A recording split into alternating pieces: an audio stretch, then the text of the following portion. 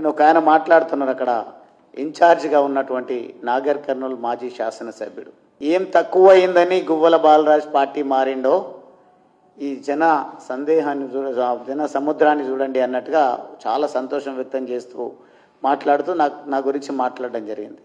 కానీ నాకేం తక్కువైందా తక్కువ కాలేదా పక్కన పెడితే వివరాల్లోకి వెళ్ళొద్దు అనుకున్నా బయటనేమో మాట్లాడట్లేరు.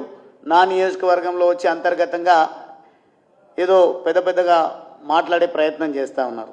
మీ బండారం బయట పెట్టదలుచుకుంటే మీరు అడుగు కూడా బయట పెట్టలేరు, ఆ దుస్థితి వస్తుంది.